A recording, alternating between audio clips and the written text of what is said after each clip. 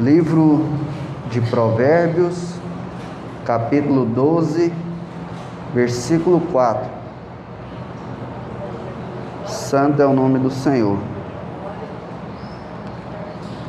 Glórias a Deus.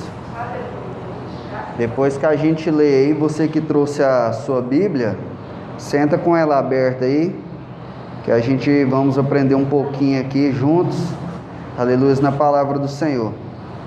Diz assim: a mulher virtuosa é a coroa do seu marido, mas a que procede vergonhosamente é como podridão nos seus ossos. Amém?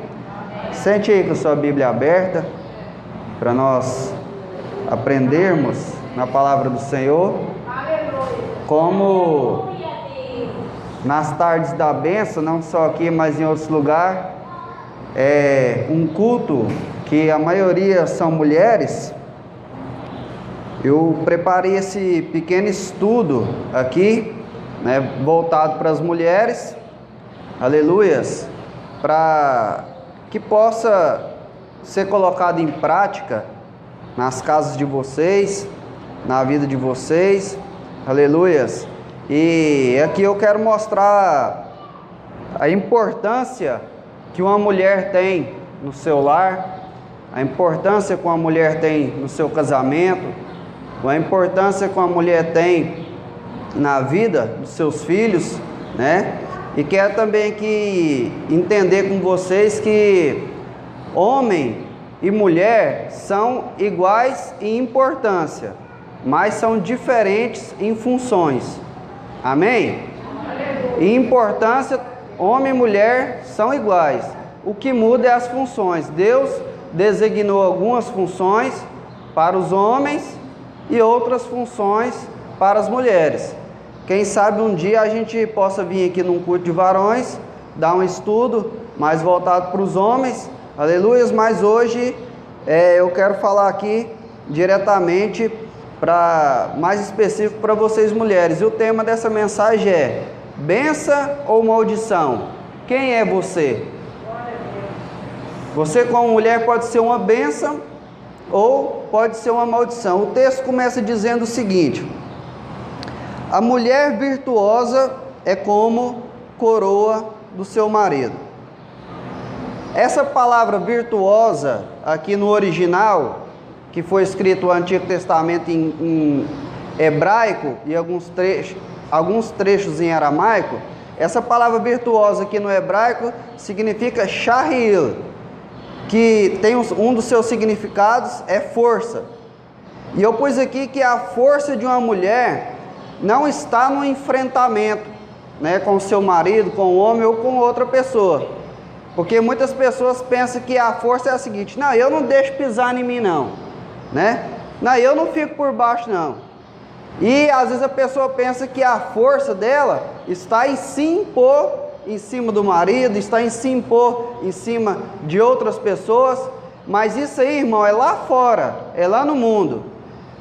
Jesus falou assim para os discípulos, assim, eles estavam discutindo quem deles era o maior. Por quê? Eles estavam todos empolgados. Eles saíam, expulsavam demônio, curavam enfermo, faziam milagres e sinais, eles estavam todos empolgados e estavam discutindo entre si quem era o maior. Jesus chamou a criança e falou assim, vocês têm que ser como uma criança dessa aqui. Aquele que quer ser o maior, sirva a todos. Aí Jesus ainda disse no outro evangelho: lá fora o maior manda no menor. Aqui não. Aqui no reino do Senhor, aquele que é maior, ele serve a todos. O próprio Jesus foi assim. Deixou um trono de glória com 24 anciões adorando ele 24 horas por dia, querubins, serafins. Eu imagino que a orquestra celestial lá é uma coisa impecável. A reverência deles é tão grande que com 2 asas eles cobrem os pés, mostrando reverência. Com 2 asas eles cobrem o rosto, porque eles não ousam olhar a face de Deus. E com 2 asas eles voam e eles clamam ininterruptamente, sem parar: Santo, Santo, Santo é o Senhor dos exércitos. e toda a terra está cheia da sua glória. Mesmo assim, ele largou aquilo tudo ali para vir aqui fazer o quê? Servir. Então, a grandeza de uma mulher, a grandeza de uma pessoa de Deus, de um homem, de uma mulher de Deus, não está no enfrentamento. E uma coisa assim que eu vejo o seguinte, que eu analiso, muitas mulheres veem a submissão como uma coisa humilhante, como uma coisa que afronta, uma coisa que machuca. Mas na Bíblia, irmãos, a submissão é uma coisa, é uma ponte que nos leva a chegar em lugares maiores em Deus. Você vê Maria. Maria não foi escolhida para ser mãe de Jesus à toa não, irmãos. Aquela mulher era uma mulher de Deus, uma mulher submissa.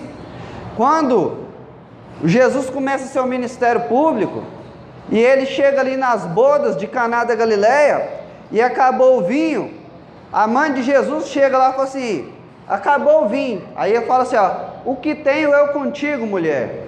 Não é chegada a minha hora. Aí o que a Maria fez? Olhou para os serviçais e falou assim, ó, fazei tudo o que ele vos ordenar. Na submissão de Maria, o milagre aconteceu. Na submissão de Maria, aleluias, aquela festa continuou a acontecer. Se ela poderia muito bem falar assim, ah, rapaz, eu sou sua mãe, você baixa a bola. Ela podia. Como mãe, fisicamente ela podia, mas ela escolheu o quê? Ela escolheu ser submissa, porque na submissão, aleluias, nós alcançamos vitória. Então você, mulher, não veja a submissão sua com o seu marido como um ato de humilhação, mas sim como um ato de adoração ao Senhor, como um ato de reverência ao Senhor. Porque quando você vai ler em Efésios capítulo 5, você vai ver que o marido é um tipo da igreja, é um tipo de Cristo, e a mulher é um tipo da igreja. Então, o marido dentro do lar representa Cristo, e a mulher dentro do lar representa a igreja. E você vai lendo a Bíblia, você vai entender que nós, para adorarmos a Deus, nós temos que ser submissos a várias pessoas, em várias circunstâncias. Um exemplo, nós somos submissos, a Bíblia fala que nós temos que ser submissos aos nossos pastores, sim ou não? Agora imagina só, eu sou um obreiro aqui, da Vila América, aí o pastor Leandro pega e fala assim, irmão Manuel, busca uma água lá. Aí eu saio, pelo amor de Deus, esse pastor é enjoado demais, misericórdia, só veio eu. Não funciona, irmão. Josué, ele serviu a Moisés com toda a sua força, com todo o seu coração. Quando Moisés foi terminar sua jornada na terra, quem que ele escolheu? Josué. Então a submissão nos faz alcançarmos lugares maiores em Deus. A Bíblia fala que nós temos que ser submissos às autoridades, né? A submissão faz parte da vida do crente em todas as áreas. A Bíblia fala que nós que somos filhos temos que ser submissos ao nosso pai e à nossa mãe. Agora imagina só, nós crentes que batemos no peito e dizemos que estamos cheios do Espírito Santo de Deus. Aí imagina só, ah não, minha mãe não sabe de nada não, ah não, meu pai, Deus me livre, é enjoado demais, é careta, ele é lá do tempo antigo. Não funciona, irmão. A quebra de submissão faz com que nós percamos a nossa autoridade no mundo espiritual. Então você quer ser uma mulher cheia do Espírito Santo, você quer ser uma mulher usada por Deus, não quebre esse princípio.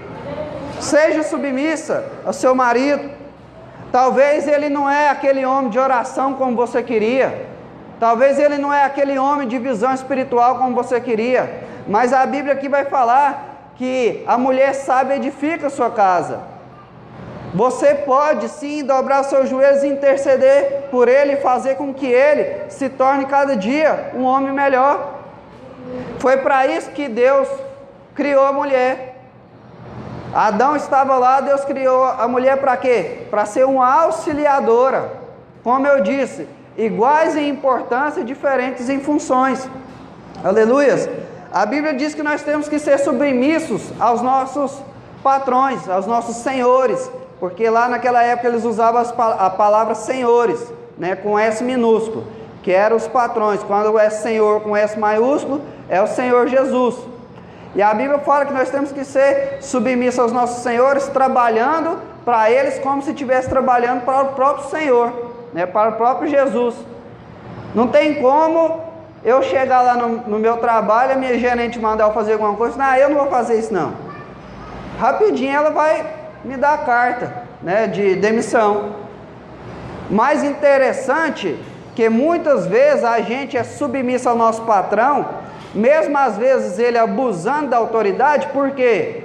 Porque a gente sabe que vai ter a recompensa no final do mês. Porque a gente sabe que no final do mês vai ter a recompensa. Agora eu te falo, quanto mais digno de recompensa é você ser submissa ao seu esposo, ao seu marido, porque quem vai te pagar não é a empresa que você trabalha, mas quem vai te recompensar é o próprio Deus.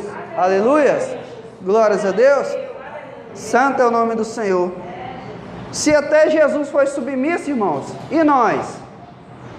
Quando eu estava lá no Getsemane, Pai, se possível for, passa de mim esse cálice, mas todavia seja feita a tua vontade e não a minha. Se o próprio Jesus foi submisso, e nós? Então, nós vemos aqui, né, que no começo do versículo, que a mulher virtuosa, né, é a coroa do seu marido, e nós já entendemos aqui que virtuosa no original significa força, né? E a força não está no enfrentamento, mas sim na submissão. Mas essa palavra virtuosa, que no original é shahil, ela também significa habilidade. Uma mulher virtuosa, ela tem habilidades. Como é bom a gente chegar na casa, né? Eu vou falar assim da vovó, ou da mamãe, ou de alguém, uma mulher que tem habilidade. Você chega lá, aquele pãozinho de queijo, né? Gostoso, aquela comidinha bem temperada, né? Você chega lá, aquele bolinho de mandioca gostoso. A mulher virtuosa, ela é uma mulher que tem habilidades. Ela é uma mulher que é habilidosa. Você vai ver o exemplo de Dorcas. Ela usava a sua habilidade de tricô, de tricotar, de fazer roupas, para vestir os necessitados. Então a mulher virtuosa, ela tem que ter habilidades. E aqui nós que somos pais, vocês que são mães, nós temos que tentar a todo custo ensinar os nossos filhos e filhas a ser pessoas virtuosas, ter habilidade. Porque hoje, infelizmente, essa geração, né, de 20 e poucos anos, às vezes não sabe fritar um ovo. Às vezes, como eu vi o pregador falando, um homem, né, que 20 anos já é homem, acorda 11 horas e pergunta se o almoço está pronto. Mas isso, a maior parte da culpa é nossa, porque estamos querendo criar os filhos dentro de uma casquinha de ovo. E aqui a Bíblia fala o quê? Que a mulher virtuosa é uma mulher que tem força, uma mulher que tem habilidade, e também essa palavra shahir significa eficiência. Eficiência é o quê? Tudo que vai fazer, faz bem feito. Nós temos que fazer as coisas bem feitas, porque senão fica no meio do caminho. Se a esposa acaba de limpar a casa, está mal feito, daqui a pouco tem que limpar de novo. Eu vou acelerar aqui por causa do tempo. E essa palavra ainda, shahir, significa fartura. Uma mulher virtuosa é uma mulher, né, que tem essa qualidade de fartura, ou seja, deixa o marido, né, satisfeito em todas as áreas. Glórias a Deus. E essa mulher que é virtuosa, que nós entendemos que a palavra virtuosa significa força, habilidade, eficiência e fartura. O que a Bíblia compara ela? Compara ela como a coroa do seu marido. Aleluias! Coroa fala de quê? Coroa fala de honra. Uma mulher virtuosa, o marido fala assim, é uma honra ser casado com essa mulher. Uma mulher virtuosa, o marido fala assim, ele se sente honrado em andar ao lado dessa mulher. Uma mulher virtuosa, né, que é a coroa do seu marido, coroa fala de quê? De realeza. O marido literalmente se sente um rei, uma pessoa importante. Aleluias. A Bíblia fala que a mulher virtuosa é a coroa do seu marido. Vou andar um pouquinho rápido aqui, senão a gente não termina o versículo. Glórias a Deus. Coroa fala de quê? De sucesso. Às vezes o marido não é bem sucedido no trabalho, né? Tem um trabalho fraco. Às vezes ele não é bem sucedido em outras áreas, mas se ele tem uma mulher virtuosa, você pergunta ele, como é que você se sente bem sucedido? Eu falo, eu me sinto bem sucedido. Por quê? Porque a mulher que eu tenho, ela me dá essa segurança. Amém? Glórias a Deus. Mas, em contrapartida, a Bíblia vai falar o quê? Que a mulher que procede vergonhosamente é podridão nos seus ossos.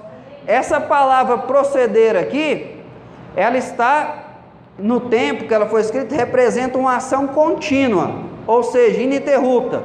Ou seja, hoje ela procede vergonhosamente, amanhã ela procede vergonhosamente, depois de amanhã ela procede vergonhosamente, e assim por diante. Essa aí é a podridão dos ossos do seu marido. Porque, irmãos, nós não somos super-homens, nós não somos super-mulheres. Uma vez ou outra a gente vai falhar, não vai?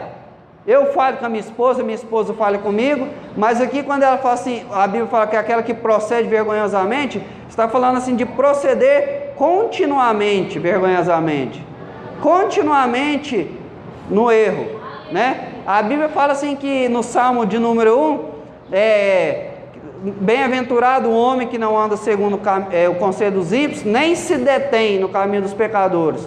Deter aqui é demorar. De vez em quando a gente até entra, dá uma falha, dá uma desviada, mas você não pode demorar lá. E isso aqui significa isso, né? É a mulher que procede, é aquela que procede sempre, sem parar. E essa palavra que foi traduzida como vergonhosamente, no original, ela significa burrice, que significa envergonhar. Ou seja, essa mulher que procede vergonhosamente, o que ela faz? Ela envergonha o marido. E eu pus aqui algumas coisas, né, que algumas mulheres, né, fazem para envergonhar o marido, né? Muitas mulheres tiram a autoridade do marido. Às vezes a mulher está conversando com o marido ali junto com algumas pessoas, o marido fala, mulher, mentira, não é assim não. Corta a autoridade do marido. Às vezes o pai fala para o menino, não faz isso. Não, deixa o menino fazer, não sei o quê. Isso aí é proceder vergonhosamente, você está tirando a autoridade do seu marido. Outras coisas, né, eu acredito que aqui no nosso meio não tem, mas eu já vi muito, uma mulher que procede vergonhosamente é aquela que fala mal do marido. E às vezes fala mal do marido para uma pessoa ímpia. E às vezes essa pessoa ímpia está de olho no marido da irmã. E aí ela vai, ó, na cabeça. E daqui a pouco vai-se o casamento, vai-se a família desestruturar. Então a mulher vergonhosamente, que procede vergonhosamente, ela envergonha o marido, tirando a autoridade dele, falando mal dele, às vezes conta até defeitos íntimos, da intimidade. Eu já vi isso aí, né? Proceder vergonhosamente, essa palavra vergonhosamente também, no original significa ficar embaraçado. E quantas mulheres estão embaraçadas, né, com as tecnologias da vida e deixa as tarefas de casa a desejar, deixa os filhos jogados de qualquer jeito, né? Deixa de ser uma boa mãe, fica embaraçado com as coisas aqui da terra, aleluias, e não dedica para ter uma vida, né, de intimidade, tanto com o marido, porque essa área é muito importante. A pessoa fica tão embaraçada com as coisas aqui da vida, que na hora que chega o momento dela ter uma intimidade com o esposo, ela está cansada ou está embaraçada e não vai acontecer. Isso aí destrói o casamento. É um assunto que tem que ser mais falado na igreja de forma séria, porque é um assunto, né, que causa muito divórcio, que causa muitos problemas, muitos escândalos no seio da igreja. E proceder vergonhosamente aqui também fala desapontar o marido. né? Tem esposas que é especialistas, né, nisso. Como eu disse, eu trouxe um estudo para mulheres, talvez um dia eu possa vir aqui trazer um estudo para varões, aí a Bíblia vai apertar nós, né? Mas hoje, como a irmã falou, é um dia, né, que foi feito para nós que estamos aqui. Então, proceder vergonhosamente, essa palavra também significa deixar o marido desapontado. Às vezes o marido chega do trabalho, opa, vou lá dar um beijo na mulher, na hora que ele chega, na hora que ele vai fazer assim, a mulher grita, limpa o pé! O cara dá até um pulo para trás. Opa! Aí o camarada já entra todo desconcertado, né? Já fica desanimado, né? É lógico que ninguém tem o direito de chegar lá e destruir o serviço dos outros, mas a mulher tem que agir de forma sábia, né? Para as coisas andarem certo. Glórias a Deus. Então, partindo aqui para o final, a mulher que procede vergonhosamente é aquela que envergonha o marido, fica embaraçada com as coisas da vida, deixa o marido desapontado, e a Bíblia vai dizer que essa mulher, ela é a podridão dos seus ossos. Ossos, irmãos, fala de estrutura. É estrutura, os ossos é a estrutura do corpo, né?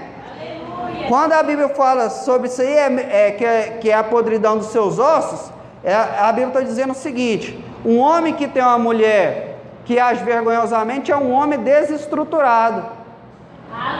Da mesma forma que o alicerce é a estrutura da casa, a mulher é a estrutura do seu marido, a estrutura do seu lar. Nós já citamos aqui o versículo que corrobora com isso aqui, que a mulher sabe edificar o lar e a tola com as suas próprias mãos destrói. Interessante que a casa pode ser linda, pode ser uma mansão, mas se você souber que ela não tem alicerce nenhum, eu duvido que você vai dormir lá tranquilo. Pode ser linda, as paredes, os melhores móveis, essas coisas, eu duvido que você vai dizer, rapaz, essa casa aqui sem alicerce, vai que você trincar em cima de mim. Da mesma forma é um homem que tem uma mulher desestruturada, ele pode ter um grande ministério, ele pode ter uma grande chamada, ele pode ter grandes habilidades, mas se ele não tiver uma mulher que dá estrutura para ele, ele não vai chegar a lugar nenhum. E outra coisa interessante sobre o alicerce é o seguinte: nós vemos aqui a igreja, mas nós não estamos vendo o alicerce, né? Por quê? Porque está escondido. E na vida do homem, irmão, é desse jeito. O homem de Deus, eu chego a arrupiar aqui. O homem de Deus, às vezes você vê o homem de Deus fazendo a obra, pregando e tal, mas o que está sustentando ele, irmão, eu sinto Deus essa palavra, é a mulher sábia. Ela que está dando sustentação. Às vezes ela nem aparece. Tem pregador famoso aí que você nunca nem viu a foto da esposa dela, mas é ela que está sustentando esse homem para fazer essa obra. Amém? Glórias a Deus. Santo é o nome do Senhor. Cabo 4, né? Vamos encerrar aqui. Outro dia nós falamos mais. Aleluia, se assim Deus nos permitir.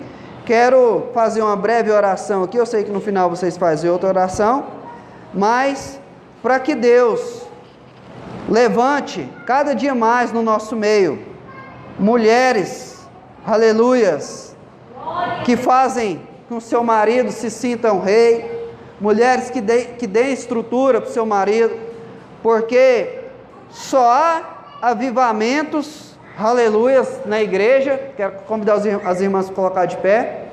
Só há avivamento na igreja se tiver cheio de homens de Deus, homens cheios do Espírito Santo. E para que tenha esses homens cheios do Espírito Santo, aleluia, o Espírito Santo também tem que encher as mulheres, aleluia, porque a obra de Deus não é feita sozinho. Amém? Pai, se o Senhor não vivificar essa palavra, vai ser apenas mais uma palestra. Espírito Santo, se o Senhor não penetrar essa palavra no coração dessas irmãs, vai ser apenas mais um discurso. Mas se o Senhor vivificar, ó Pai, essa palavra no coração dessas irmãs, eu tenho certeza, ó Pai, que essa igreja vai ser pequena, meu Deus, pelo poder de Deus que vai habitar aqui. Que as nossas irmãs, ó Pai, que as nossas esposas não percam a autoridade que o Senhor tem para elas, por causa, ó Pai, de serem submissas, que elas não percam a autoridade, ó Pai, que o Senhor tem para elas, ó Pai, por causa, ó Pai, delas se sentirem, ó Pai, menosprezadas. Todos nós somos iguais, funções diferentes, ó Pai, aleluias, mas iguais em importância. Meu Deus, levanta mulheres virtuosas, ó Pai, cada dia mais aqui neste lugar, e que Ipameri possa ser conhecido pelas mulheres cheias do poder de Deus. Aleluia, que Vila América seja conhecido pelas mulheres cheias do poder de Deus, ó Pai. É assim que eu te peço, ó Pai.